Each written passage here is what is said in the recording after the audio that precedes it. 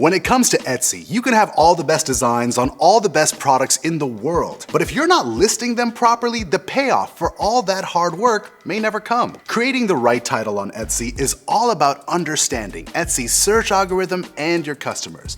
But the good news is that it's learnable, which is what I am here to help you with. It's Talish from Printify, and this is your guide to creating the perfect product title on Etsy.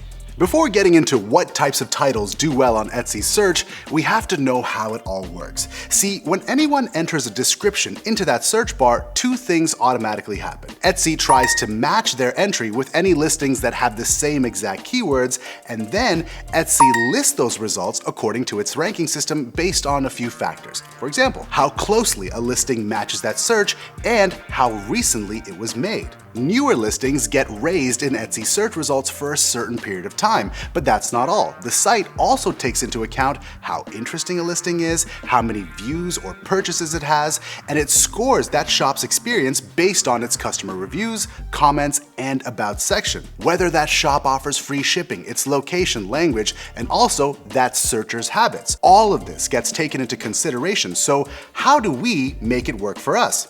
Simple, we go back to the basics. To create a listing on Etsy, you can put item keywords in the title, tags, categories, and attributes. For the title, the site offers a total of 140 characters, which equals out to about 20 to 35 words. Now, should your listing have that many words? Well, that depends. The more words you have, the higher your chance of matching with a customer's search, sure.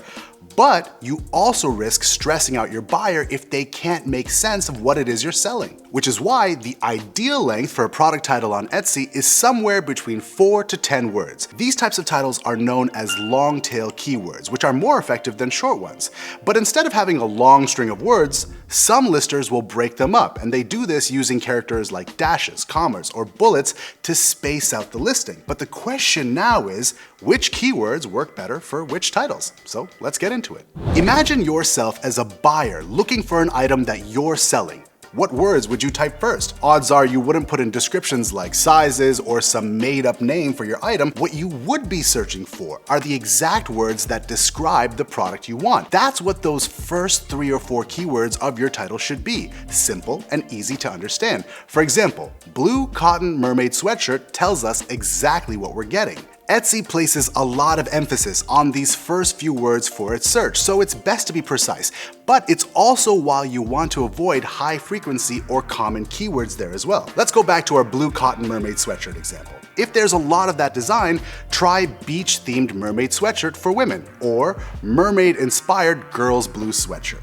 Otherwise, if your keywords match other similar listings, your item will get placed on a later page. But for the rest of the words you add in, try using less specific high-frequency keywords. And these can be terms that describe an item's occasion, the style, or even the solution that it offers. But just make sure that you're not reusing keywords, which ends up literally being a waste of space. Once you have got a solid product title in place, it might be tempting to reuse it again and again, especially if you're getting sales with that title. Now, this might make sense for similar types of items that might be selling better than others, but the more you do that, the less your items will show up together on Etsy search results. That's because Etsy uses a listing technique called declumping, and it's when they only show 1 or 2 listings from a single seller in those search results. Now, this helps them offer a more diverse range of listings from different stores, which means not all of your listings are going to show up in those search results even if they're relevant.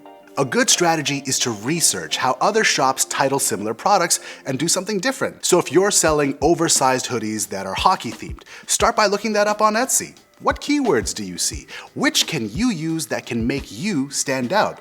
Brainstorm how you can do that while still capturing the audience that you want. And don't forget to play around with renewing listings with different keywords at peak shopping times. And take advantage of that new listing boost that Etsy gives you to raise your item's quality score. But just remember to also update your item title in your Printify account before republishing it on Etsy. Otherwise, the connection between the listings can break, which can cause order syncing issues. Coming up with that perfect product title on Etsy is an evolving process with some trial and error, but a little effort definitely goes a long way to get your great product into your customers' hands.